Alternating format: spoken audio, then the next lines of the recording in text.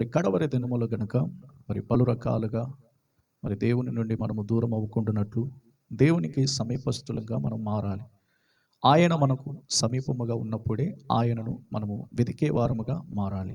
ఆధ్యాత్మిక జీవితాలలో చాలామంది మరి దేవుని సన్నిధిని నష్టపరుచుకునేటువంటి వారు ప్రస్తుత దినాలలో మనం చూస్తూ ఉన్నాం.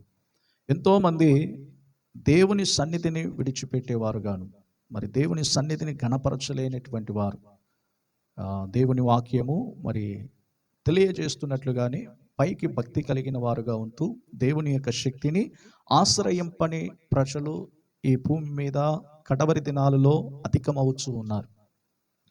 ఏది ఏమైనప్పటికీ మరి దేవుని సన్నిధిని మనం కాపాడుకుంటూ ఉండాలి.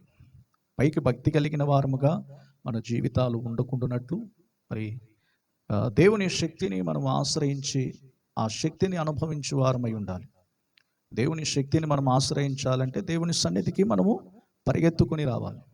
పైకి భక్తి కలిగిన వారముగా ఉంటూ పైకి ఏదో ఒక నామకార్థమైన బ్రతుకులు కొనసాగుతూ అంతరంగ జీవితం అనేది మరి దేవుని దృష్టిలో ఎలా ఉన్నదో అది మనం గమనించాలి.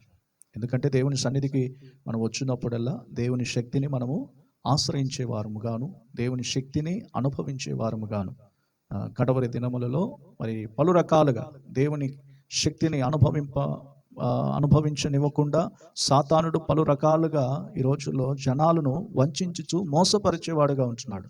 మరి సాతాను యొక్క క్రియలు మోసపరుచు క్రియలు, వంచుచున్న క్రియలు, సాతాను యొక్క ప్రవర్తనలో మరి మనం బాగుగా గమనించవలసిన విషయం ఏమిటంటే పైకి భక్తి కలిగిన వారుగా మరి నటించుచున్నవారు ఎంతోమంది పైకి భక్తి కలిగిన వారుగా ఉంటూ దేవుని శక్తిని కోల్పోతూ ఉన్నారు. దైవికమైన కార్యములను కోల్పోతూ ఉన్నారు. దైవిక ప్రవర్తన అనేది కోల్పోయే వారముగా ఉంటున్నాం. పైకి భక్తి కలిగిన వారముగా మన జీవితాలు ఉండకుండా దేవుని శక్తిని ఆశ్రయించేటువంటి ఒక గుంపు జనాంగముగా దేవుడు కడవరి దినములలో మార్చున్నట్లుగా మనం పోరాడి ప్రార్థన